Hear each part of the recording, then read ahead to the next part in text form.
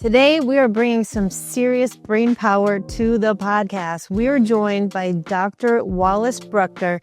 He is a physician who is redefining how we understand at the cellular level. Most doctors are treating at the surface, but you're going to hear his story, how he went from traditional medicine to really focusing on anti-aging. And we're doing a deep dive on methylation pathways.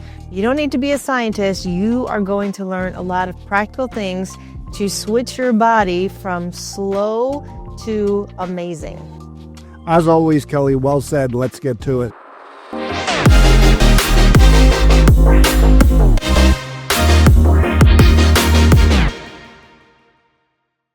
Okay, welcome to the Fit Over 50 Life podcast. I am your host, Mark Patrick, and that is my co-host next to me, Kelly Calabrese. We have a really special show for you today. We're going to deep dive into some really cool science. Lots of good stuff there. First and foremost, though, a little bit of housekeeping. If you all wouldn't mind giving us a like and a subscribe so that we can grow our channel, so that more people can benefit off this, just like hopefully you will today. We're going to pour our hearts into this thing and give you everything we got. And all we ask is you just give us a follow so that we can grow our audience. Dr. Brucker, welcome to our show today. We are super honored. We are super excited to have you on here. Kelly's going to give you a little bit of an introduction, and then we're going to dive into your background and dive into this amazing topic that we're going to talk about today. How's that sound with everybody? Good? That's good. Thank you, Mark. Welcome, Brad. So today's guest is Dr. Brad Brucker. He's a physician at the intersection of functional medicine and genomics and longevity-focused care. He's a graduate of the U.S. Military Academy. He also is a graduate of the University of Texas, where he did orthopedic residency. And he went to the Army Medical Center, where he actually did service in Kosovo, Iraq, and Afghanistan. He's the owner and practitioner at LV Longevity Labs, which is in Las Vegas. And he's focused on functional medicine with the emphasis on anti-aging, regeneration, and chronic disease mitigation and prediction. He's known for translating really complex biomedical systems like methylation that we're going to talk about today into practical, really testable, actionable strategies that you, the listener, does not need to be a biologist or chemist or scientist to understand. But his work is really going to help you to understand the root cause, not the system suppression. And today he's going to unpack this misunderstood, powerful system in the body called methylation. So, Dr. Brad, thank you so much for being here. Good to be here. Thanks for having me, Kelly and Mark. And I'm glad you've given me this topic because it's trending now to use a term in the vernacular currently, and probably for good reason. It's a problem that I think is poorly understood by most. So I'll spend a little time giving you a little bit biochemical background, just a little bit, because as I might have mentioned earlier, the topic of methylation and MTHFR, genomic aberrations, and how they tie together, not only at the biochemical level, but at the clinical level, is, I think, really important. But I'd like to put it in a little bit of context so that anybody out there that might be concerned or overly concerned about what these issues might mean to them, maybe give them a little bit of a reassurance that some of these DNA modifications were probably made for good reason. They've always been with us as long as we've been humans. Even though our environment has changed, some of the diseases, particularly the infectious diseases, still surround us. And just like sickle cell trait and beta thalassemia trait are protective, particularly against malaria in red cells, there's a likelier reason that MTHFR genetic SNPs were or have been around. And one of them that I think you guys might find really interesting is if you have a single, one of the two genes, an MTHFR, that are abnormal, it's probably protection against viral diseases like hepatitis B. So there's a little method to the madness, but we tend to lose sight of the importance of addressing a problem before it becomes a chronic disease, but not get overly concerned that, it's all doom and gloom from this point on, and I'm doomed to fail no matter what I do. So, with that framework, please ask away. Yeah, thank you so much. So you started your medical career. At what point did you realize that conventional medicine, that model just wasn't really working and you weren't maybe helping patients to heal the way that you would like to? Well, thank you. So I actually started out as an engineer, and this has relevance. I started out as an engineer and in a very poorly understood and a very small subset of engineering. It's called geodetic engineer. And so essentially back then we used to use optical instruments to start with a known point on the Earth and using basically trigonometry, figure out where an unknown point was on the Earth and mark that point. And in our case, we used to work with strategic bombers. So we would figure out on the tarmac a point in space that the bombers could then use to initialize their internal guidance system off of. So, and they would literally pull the aircraft over our point. You've seen the little silver or bronze discs in the Earth, usually on a sidewalk at corners. And they'd literally drop a plumb bob, push a button in their bomber, and they would know where they're starting from. And then the computer would kind of take over. So way back in probably 1980, I'm going to say 86 or 87, we were out in the forest of Northern Virginia, spent all day putting one of these optical points in, or these points using optical techniques. When a Jeep literally dropped a plumb bob over our point, pushed a button, he got the exact latitude and longitude that we were at. And we were shocked and amazed that he was able to do this. And what we asked, what is that? And he literally said, it's the end of your career. This is named GPS, and everything that you've worked up to this point is now obsolete. So I scrambled to find a new career track, and that's when I eventually settled on medicine. So I went to school in Texas for my undergrad, and then when I graduated, I eventually went to residency within the Army system in Fort Gordon, Georgia, and then was sent overseas, and that's where I did the deployments various times, but twice to Kosovo, once to Iraq, and 3 times to Afghanistan. So I'm actually a general orthopedic surgeon. It was my first hat, but around 2012, serendipitously, I saw a facility called the American Academy of Anti-Aging Medicine. So, like many classically, parentheses, U.S. trained, close parentheses, physicians, I wandered over, knocked on the door, and I say, what manner of witchcraft and skullduggery is going on in here? Because this anti-aging stuff has got to be just nothing but, moonbeams and unicorns. So they sat me down and said it was a different approach to learning medicine, which in their program, it's called a fellowship. You essentially unlearn everything you've been taught about medicine. Because medicine, we call it legacy. You do and approach a patient based on what you were taught. And your teachers frequently utilize the same techniques, principles, etc., and approaches to medicine that they were taught. So if you're taught poorly, that perpetuates through the system until finally you're in practice. So what they did is they went back and they started looking for root causes for problems as an approach to medicine, as opposed to a reactionary form of medicine where you're managing symptoms as opposed to getting to why things are the way they are and how can we correct it. Now, I've been doing this for about 13 years and try to incorporate this new way of approaching healthcare. I would say honestly, unsuccessfully for quite a while, because there was a couple of problems that were daunting and we really couldn't swim too far upstream to try to correct. The first one is the perception by the American medical public that medicine is essentially something you do when you have to do it. I have just had a heart attack. Now I must go into the system to try to manage the issues from this point going forward, but the problem is there and you can't change it necessarily at that late time.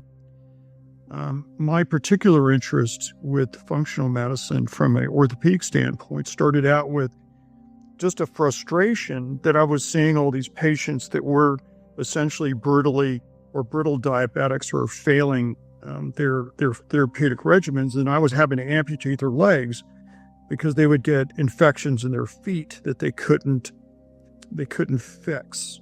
The damage to the blood vessels was already done. The damage to the nerves was already done. And they get one, step on a tack or a pin, the infection spreads because they can't fight it. And I ended up, having to do surgery. Those same people also are the same ones that would start to go blind from diabetic retinopathy, or they would start to lose kidney function and end up dying dialysis. So from the perspective of the medical system, this is an ideal patient. He's an annuity because the problems are never going to be overcome. You're just managing symptoms. So that patient is now a multi-million-dollar patient, essentially a ward of the state.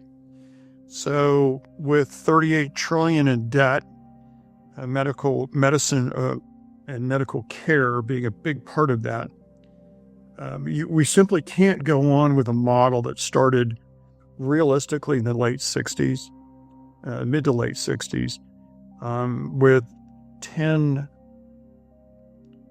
and they move up and down the rank, but they're essentially the same diseases.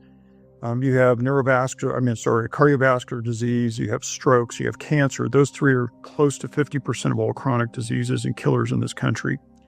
So if you just play the numbers, and you address nothing but those three, you're already affecting that individual's longevity, but you're also affecting the health of the herd, and you're saving the country a lot of money if you would just change gears. We initially tried in Obamacare, but I think it just kind of got up in the, tied up in the politics with a more wellness approach. But the timing wasn't right, 15 years ago. But it's really with the advent of I think the widespread use of the internet and people taking an interest in their own healthcare that's really caused us to turn a corner. So I think when you couple the country's response, and I'm going to call it knee-jerk. I don't know if it's what you guys want to hear, but the knee-jerk response to not only the COVID, but the approach to treating COVID or preventing. And I put those in huge quotation marks, prevention. I think we lost a lot. The medical community in the United States really lost a lot of its credibility. So now people are doing things on their own.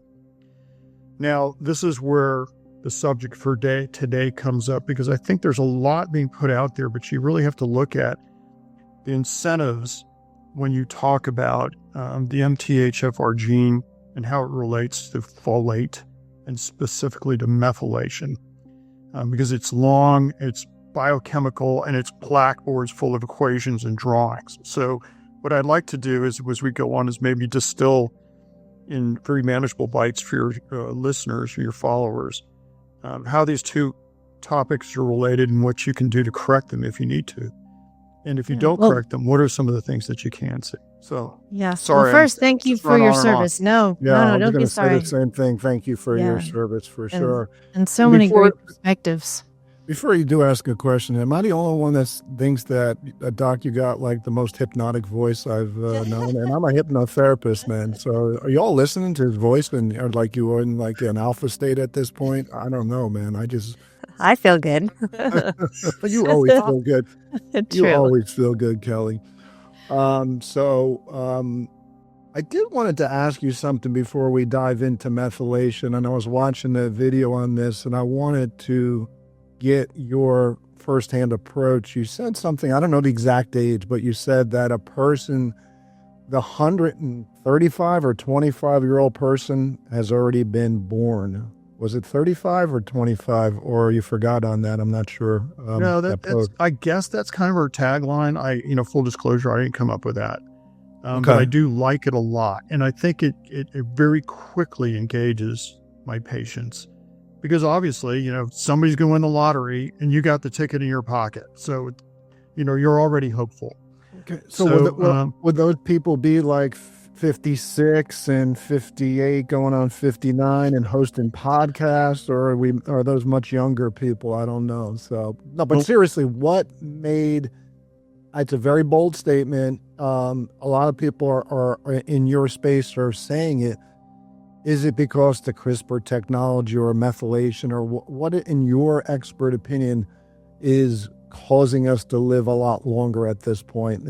I mean, that's, incredible. That's double, what is the average age of a male at this point? 74? 72, 74 for a woman. 74? Yeah. I mean, that's almost double that. So that's insane.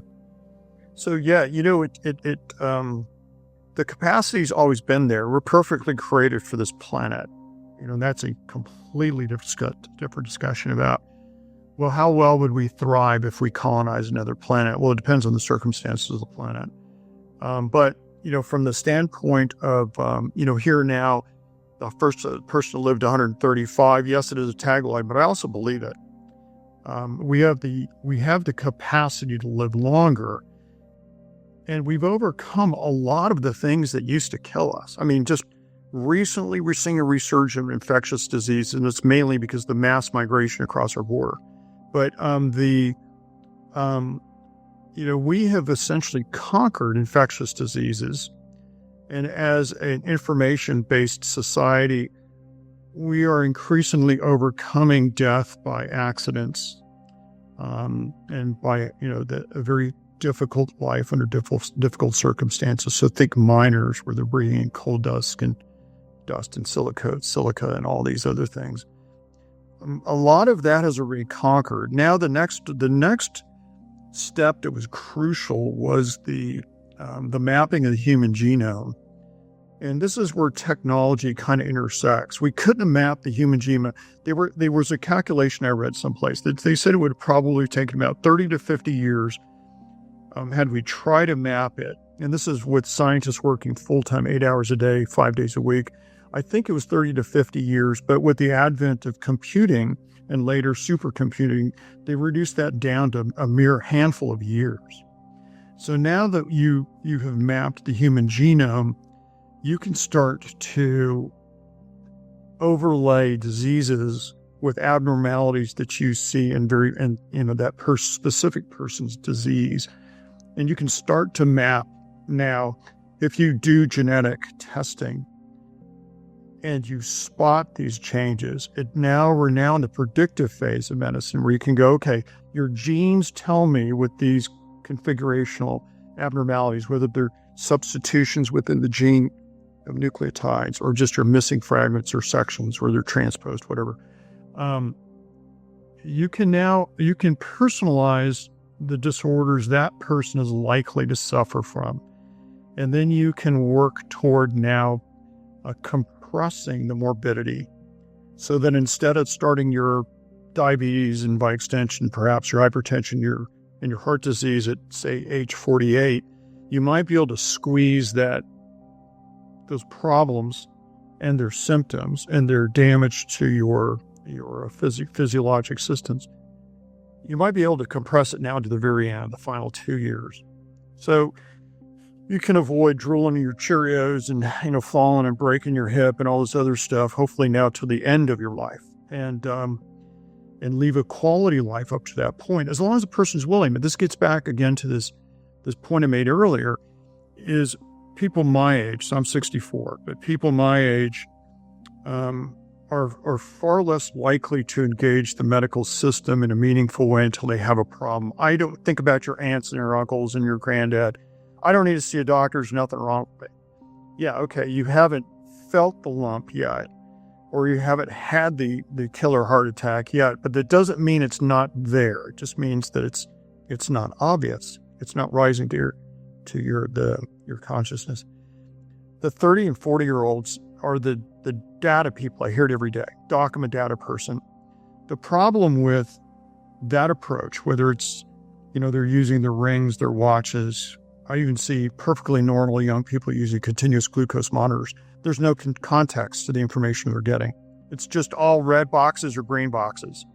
But beyond that, it's like, I don't know what this means. It just green's good. It's like, yeah, no, it is good, but it's only a snapshot of what you're like in these very specific areas as you sit in front of me telling me you're okay. But how about if I were to go back and draw blood on you, for example, and using AI and a detection device that looks for changes within the actual in the actual DNA where things are unwound, and these areas that we're studying now are pretty precisely mapped out. And as you start to piece together, in this specific case of cancer, as you start to piece why this DNA looks different, you can start to assign cancers to that particular blood sample, which means that you might be catching stage 1 and 2 cancers as opposed to waiting to feel for a lump at that stage 3 or 4. So we're much more predictive. The technology's there. There's an openness. You've got a new generation coming in that's taking an active interest in their health. And they're changing their habits on their own. I can tell you Las Vegas and Wisconsin have very high alcohol consumption rates, but in a very big way. Consumption, for example, in Wisconsin, where I do my surgery, I've heard by report that the consumption is down 48% because the young people don't drink. They smoke weed, but they don't drink. And so now it's they are not taxing their body and their liver and all the other things that alcohol does. So they're already enacting some lifestyle changes, and of course they love trendy stuff like plunge pools. So these are a body. They're not ice pools, but they're pools that are anywhere from 48 to 52 degrees. Infrared lighting, vibrational plates, and then a lot of the predictive testing. Once we now know the genes that are abnormal in that person, it's possible to go in and start to modify these things. Now, I don't want to say pick your child to be disease-free and then terminate the pregnancy if they're not perfect.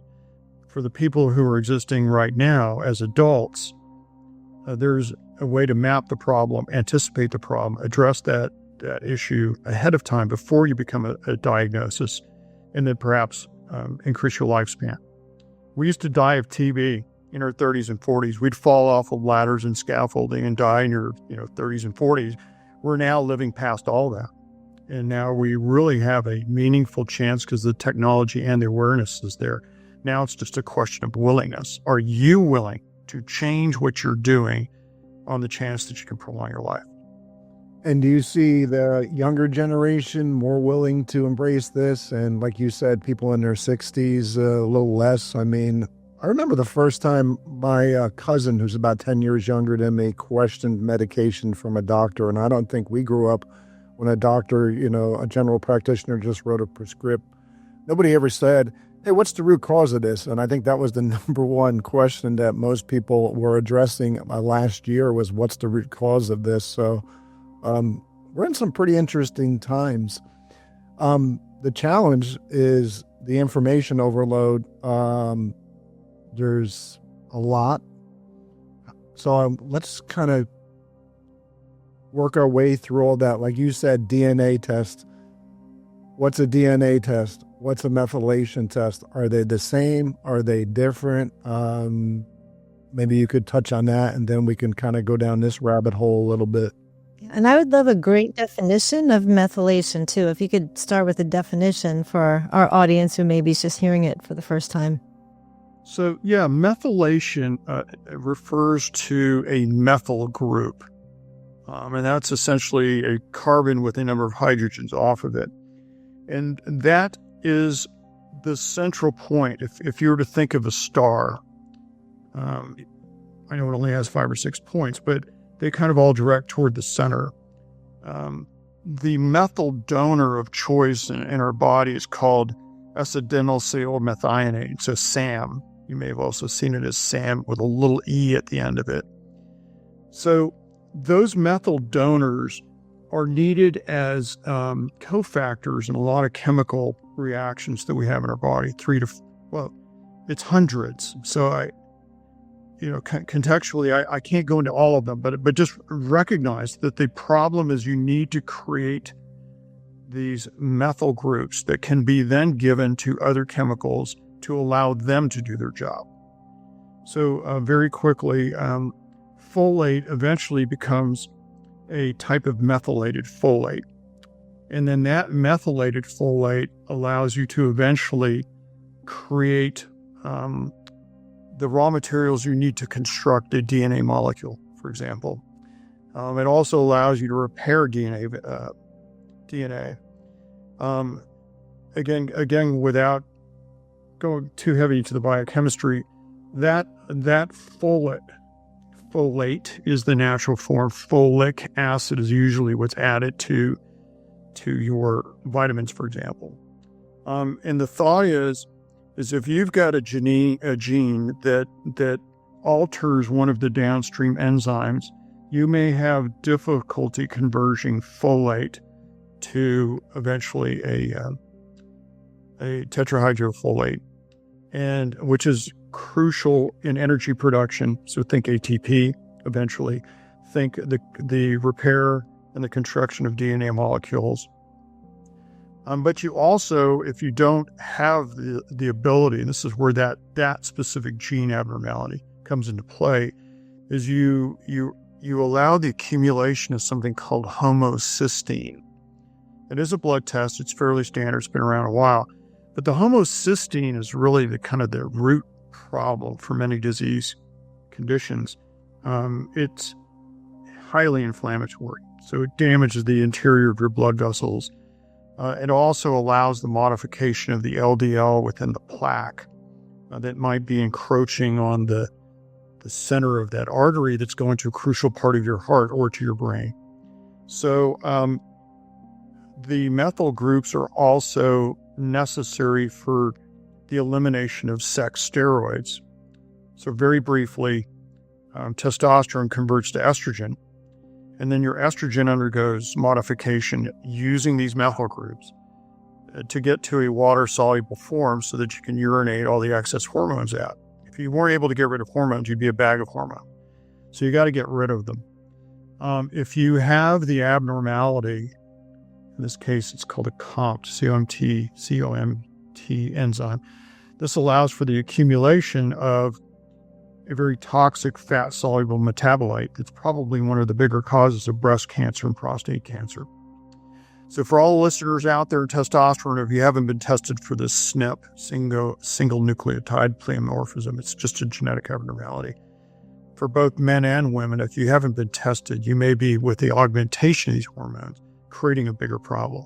So it's the gene in that particular case that helped us out. With this one, the use of methylated folate, the thought is since you have a hard time processing folate and then the much harder to metabolize material called folic acid, that you can bypass a series of steps and just give them methylated vitamins. So you're ensuring that your body is getting the ATP, the methyl groups, and the other raw materials to make the DNA, etc. If you don't have them, if you don't have these methyl groups, for example, you start to have problems with the nucleotides. As we've already talked about the DNA. It's also used for the creation of, actually it's epinephrine, but there's a process to get to epinephrine that includes transitioning from dopamine to norepinephrine to epinephrine. So that suffers. So you got neurotransmitter problems. It also makes melatonin, which is a restorative hormone that you may make mainly at night, and you need it. Otherwise, you just start, in addition to becoming sleep deprived, you don't have the opportunity to incorporate some of your short-term memories while you're sleeping. Is this also when this takes place, from what I've at least learned, is that you can't shut off the switch at night? You're constantly overthinking when this takes place. Does that sound about right? That's one of them. Brain chatter is probably the term that most people would understand. It also might be a function of another hormone called cortisol.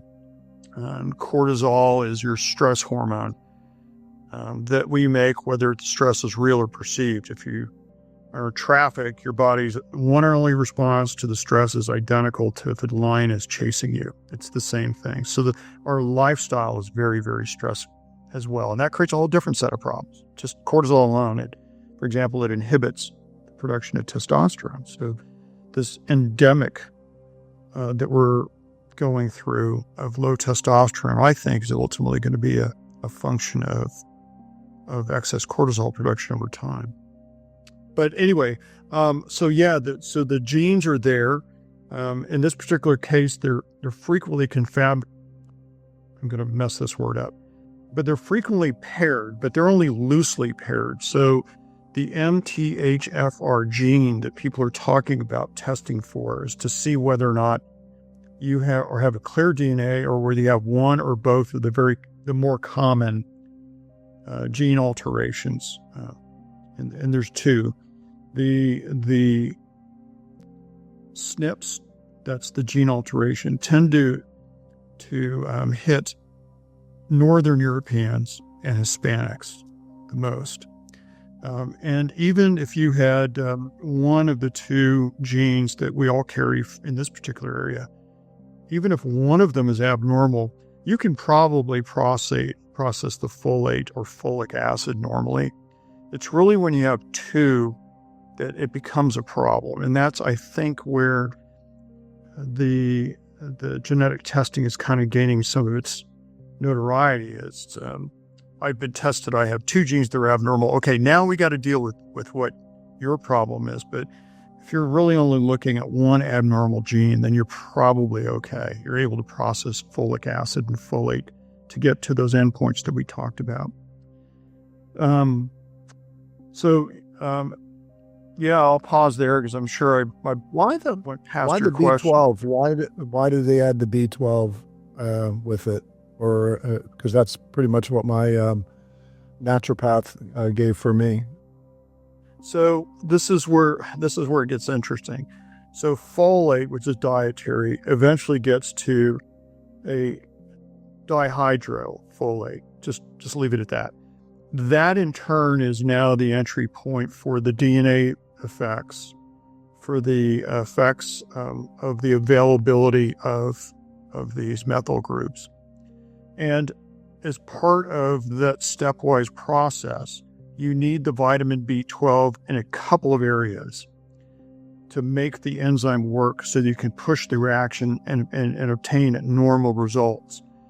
If you have this gene, then you may not be able to process that B12 to allow it to act as a cofactor helping with these other areas. And so that's the thought, is since you can't methylate these vitamins, then we'll give them as a methylated form, and you can bypass a lot of the steps. So basically, taking them in that format, just so I get an understanding, is basically the raw materials as if your body was processing everything properly. You're just replacing that step. Does that sound close? Yeah. So, the analogy, it's simplistic, but the analogy I give is, let's say you go to get fast food and you're sitting there. Our fast food place down here is called In-N-Out Burger. It's really good, but I don't eat it that often. My daughters live in California. They love that place. Yeah, it's something else. So if it's a process, you get potatoes, you peel potatoes, you cut potatoes, you fry them, you put them in a container, and you salt them. So every one of those is a necessary step to the delivery of the potatoes at your meal. But what the thought is with these methylated vitamins is you can bypass everything and put the already cooked salted potatoes into the container, and you bypass all the other steps. That's the thought. Now, but again, you probably should be tested. Since it's a gene, it's not going to be something you have to repeatedly test. You got the genes or you don't. It's just that easy. So an initial methylation test in this particular case is probably a pretty good idea, because it'll tell you whether you need these methylated vitamins or not. As you test, if the test comes up with two abnormal genes, then you will need these methylated vitamins. But you wouldn't know that unless you took the test. If you end up only having one gene, it's arguably you don't need all the excess cost of methylated vitamins in that 400 microgram dose that you typically get from a multivitamin pill probably is sufficient. Your body will be able to handle it.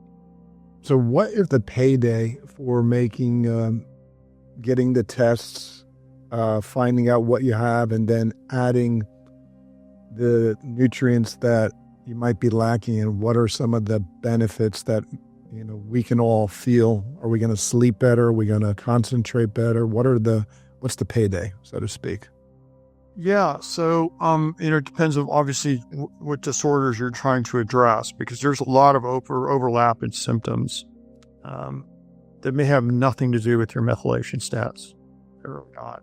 But we know that if you can address this particular problem, which is the processing of folate, and then bypassing some of these steps with a methylated form, you're giving your body the factors that would have a hard time producing.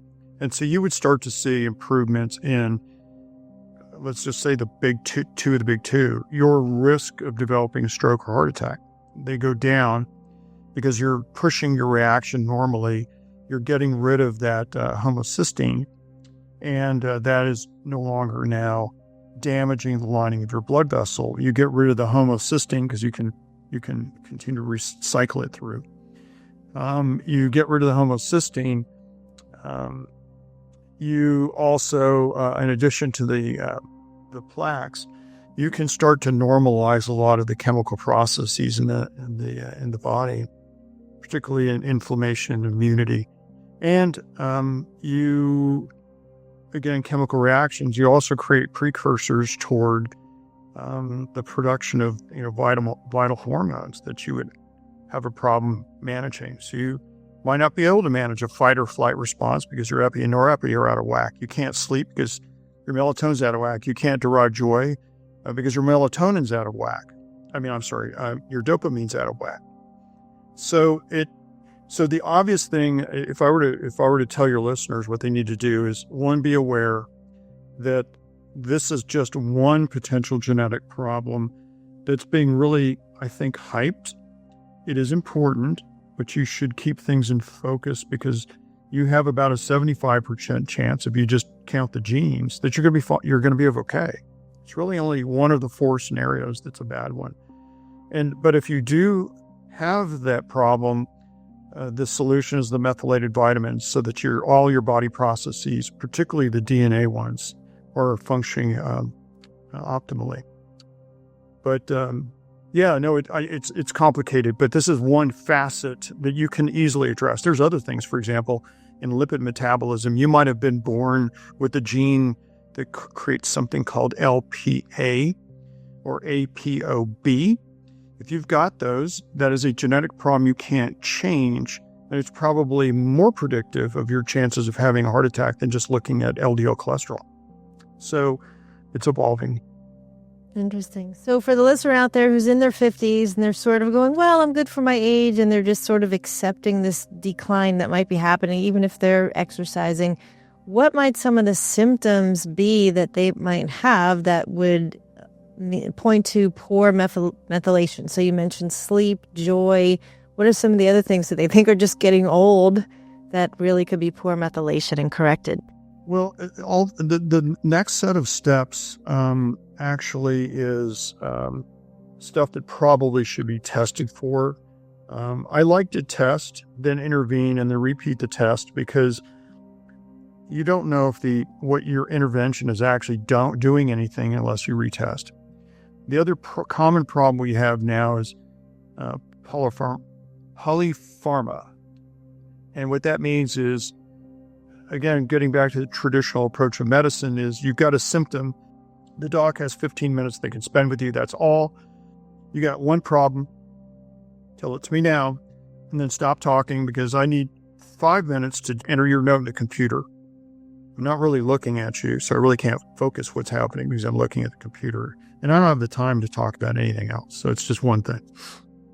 But if you want to assess the presence or absence of, for example, endothelial damage, remember we talked about 1 in 3 killers are heart attacks and strokes. Then you basically start to direct your focus on cardiac function. You might also look at things like coronary calcium scores to assess the blood vessels within your heart.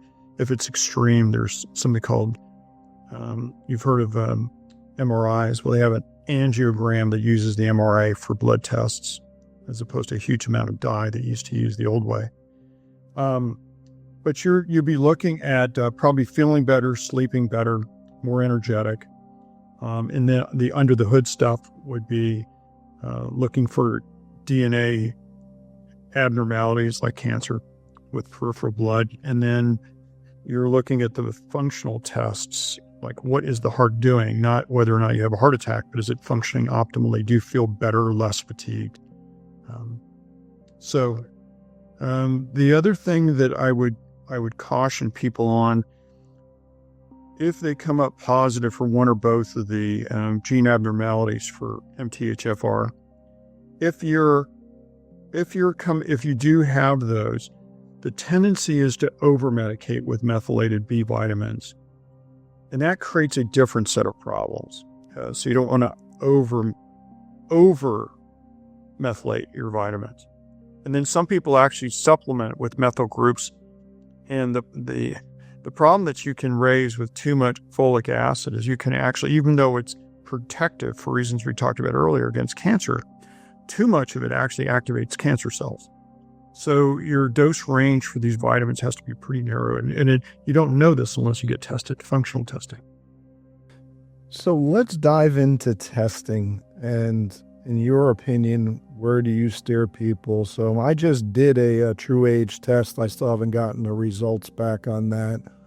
Kelly's light years ahead of me. So there's another company called Superpowers, and then there's Function Health. Those are the three big boys that I'm familiar with. And what I really love about these from a standpoint is that, most traditional medicine was go get a blood, basic blood panel at your general practitioner. Now, for $350 a year, you can get 100 tests a year in some of these places twice a year. You really can gamify your health, meaning you can stay on top of it without having to wait to go to a doctor. Because, most people, when they make an appointment with their primary physician, they got to sit there for an hour before they even get in with the doctor. And like you said, it's a 15-minute whatever you want to call it, type of appointment. Here's your blue slip. Good luck. See you in a couple of months. Which one do you recommend? If not these three, one of these three, where do you steer your clients, and why? So I am not familiar with either of those businesses, but that's okay because I understand the principle. But you should divide testing in your mind at least into two broad camps. One is diagnostic testing. This is the traditional stuff. Hey doc, I'm peeing a lot at night. I can never get enough water. Okay, we're going to do some blood work. Oh, look, your fasting sugar is, 180. You're a diabetic. That's why you're peeing so much. So they're typically blood or urine work, and they tell you what you probably already know. You're confirming the diagnosis with in this case, elevated sugars or hemoglobin A1C. You've confirmed it. What we're in the age of prognostic or predictive testing, and that's what you're talking about as the gene-based. Usually it's a cheek swab. There's other mechanisms or other samples you could take, but those are more predictive, and that gets back to that earlier point, is trying to address the problem before you actually have it. So the MTHFR gene test might be helpful in preventing, that sudden death heart attack. Once you find out what you are and you can address it accordingly. The company that I use for most of my genetic testing is called Fagron, F-A-G-R-O-N. I think they're out of Spain. I'm pretty sure they're offshore. I don't think they're within the United States. But they've been very good. They've got, and I'm full disclosure, I derive nothing from them. I'm not their advocate. I'm not their representative or anything. It's just that they're very convenient, reasonably priced tests, whether it's testing why you're losing your hair or what will work. Other ones are what your telomere length is, those end caps on the DNA strands that get cleaved off as you undergo replication. And the replication is kind of a stand-in for a clock. How many more ticks of the clock do you have before that cell dies? They can also test for your mitochondrial function. They can test for your NAD levels. And those are all, small components of the overall picture, but then some of the necessary points of nexus where everything meets. This is the important point we got to do. But it's not quick fix. If you have a genetic test once a year and you've identified a SNP or a non-SNP,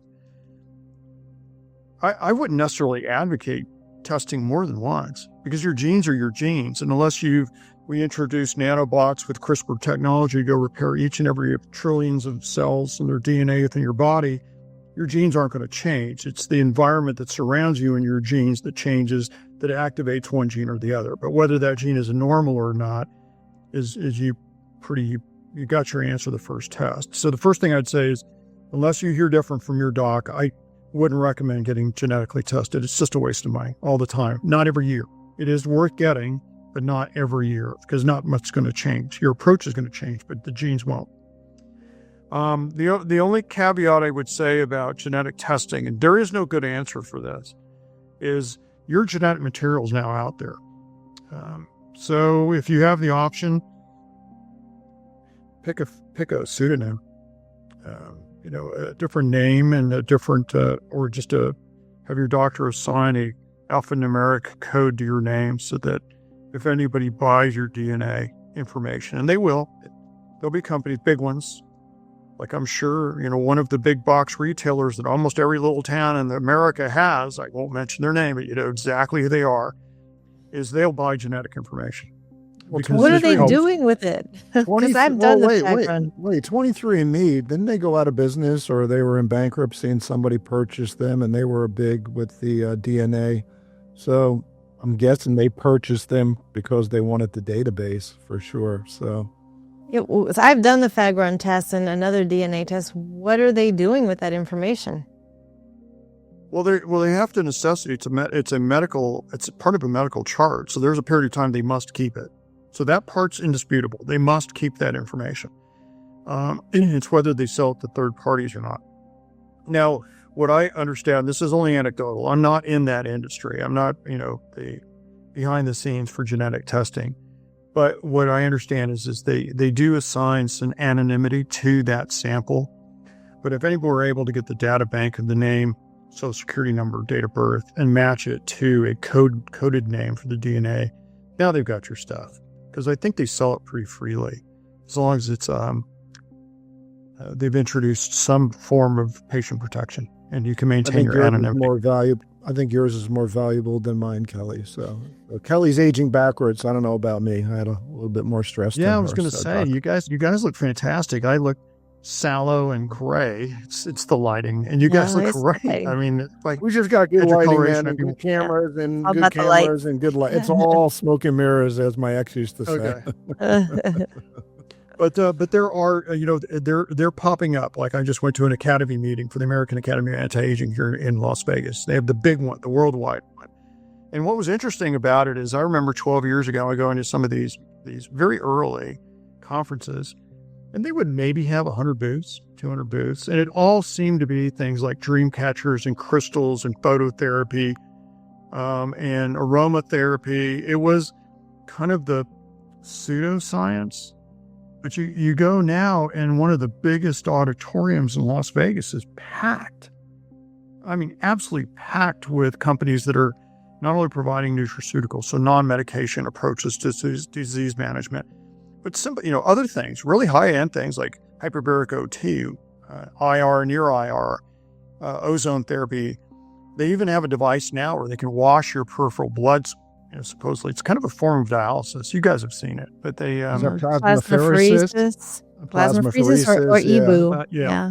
So they're not removing, say, cancer cells or protein accumulation or anything like that, but they're infusing it. I think it was with either O2 or hydrogen. I'm not sure what. Yeah.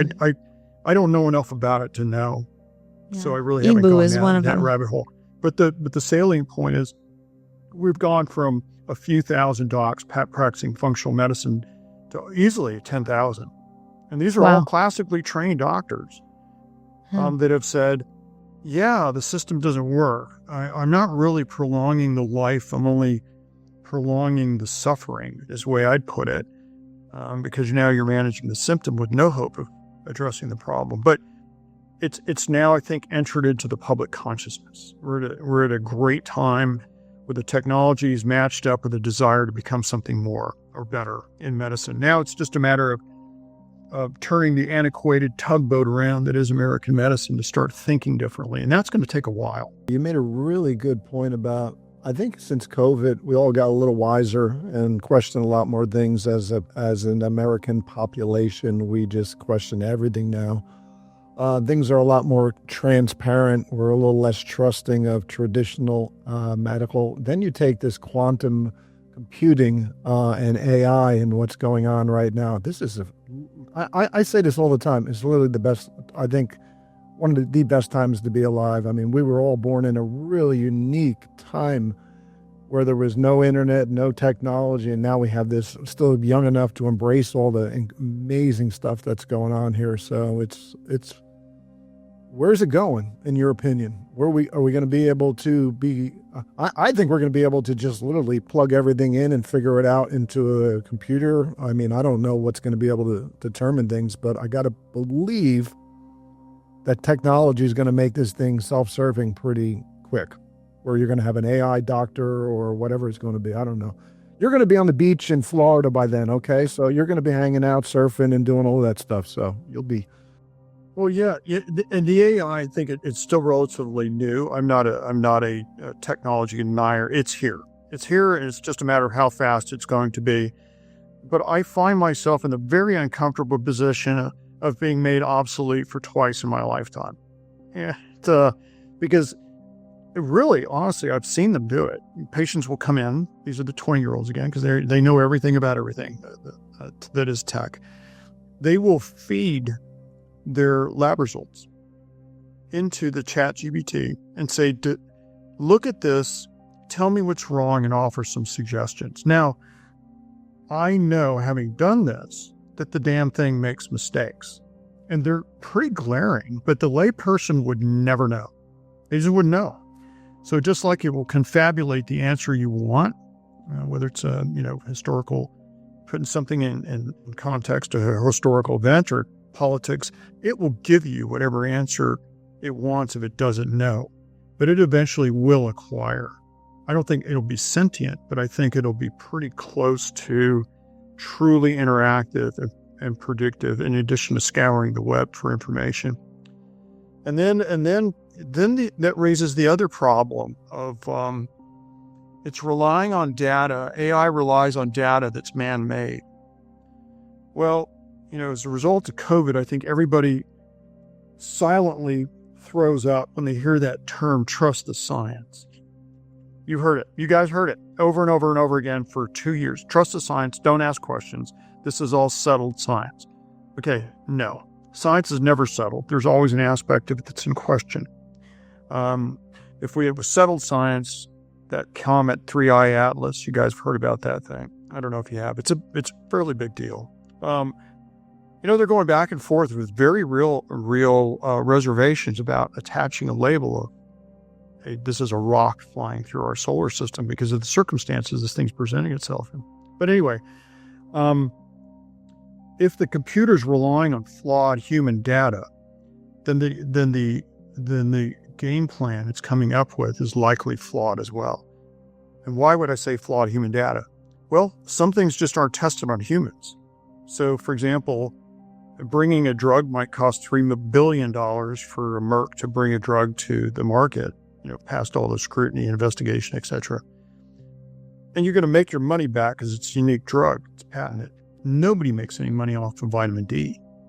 So you're just not going to see the really, really good questions you can answer by just studying vitamin D. We know, for example, that if you start to get your level instead of the usual 30 to 40, if you can get it closer to 80 or 90, that your incidence of diabetes, cancer, hypertension all go down. That's just vitamin D. But we don't know why, because nobody wants to study it because there's no money in it. So the AI is going to generate answers based on the data that's out there, and the data that's out there is flawed. And in many circumstances, it's not even a well-constructed investigation. Like, I think there's been 3 meta-analysis of how many of, in this case, medications have actually undergone double-blinded placebo-controlled studies. You guys want to guess? It's been done now in Canada, Australia, the United States and England. The same study, different study. Just take a guess. Medications How much? medications or nutrition? Medications. Let's just talk medications, for example, Okay. because it gets to the point of flawed data. How many of the drugs and things that we're doing have actually been subjected to vigorous scientific scrutiny? Can you close your 10%. eyes so I can go to ChatGPT? Or no, that doesn't count. No, it's 10%. It's about 9.6%. Okay. I was going to say 30%. 90% of what your doctor's telling you is an educated guess. Wow. So Wow. if your ChatGPT is relying on the same data, it's going to come up with the same educated guesses. So it's not a panacea. It can be taught. It's great for number crunching, and it's great for research to try to find the articles. But if you're looking for it to answer your question, then it's you have to take it with a huge grain of salt. Salt Lake. I'm wondering if there's going to be specialized companies, obviously, that may not be. From what I understand, when ChatGPT goes public, they are going to change a lot of the, let's call it, diagnosis that they are spitting out right now. They're going to really tighten that up, like all public companies tend to do. But I'm guessing there's going to be companies that will be more in line with really good data from its origin, so that people, when they do subscribe to those, let's say, they're going to get a more pure answer versus what you just said. But who knows? I mean, this thing is like the wild, wild west right now. So, well, it is, but you've got front row seats to it, and this is how fast, because there's a I think the book is called Singularity. And it's written by, I think the original version was 1997. And what this author said basically is he predicted AI and how fast it would achieve sentience. And then once it does that, the IQ of a networked AI brain is in the billions. And so we little humans are equivalent of microbes compared to them. And so the singularity event is we don't know what happens, just like a black hole. You can't see what's going on in a black hole.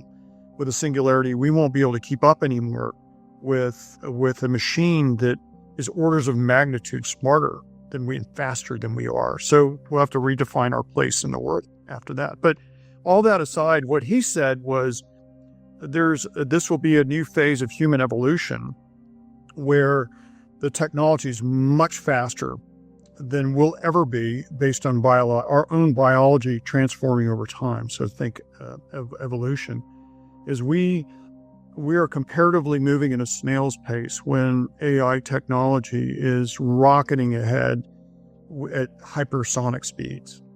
And when we hit that, we can start to incorporate the technology into our physical beings.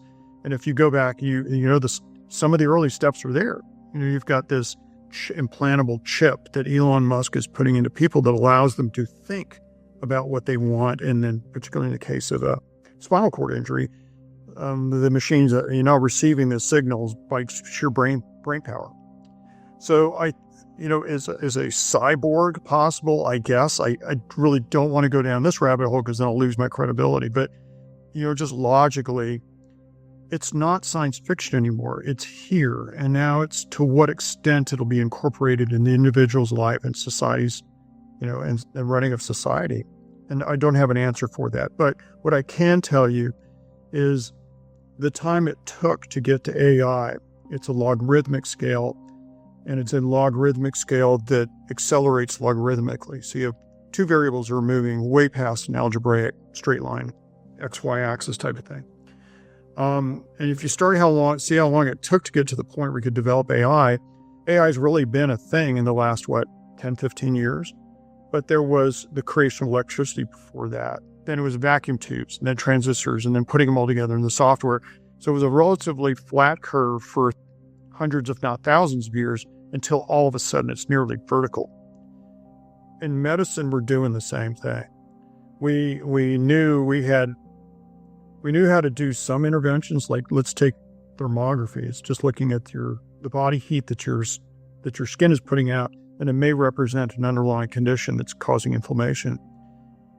We know that it was possible to do thermography. You just roll somebody in mud, and the place that dries fastest is hottest. And that's where you start to look for things. If you increase temperature right lower quadrant, you might have appendicitis. But all that is we're hitting a point now where the technology is really advancing so rapidly that the changes you need to see within the medical field are around the corner.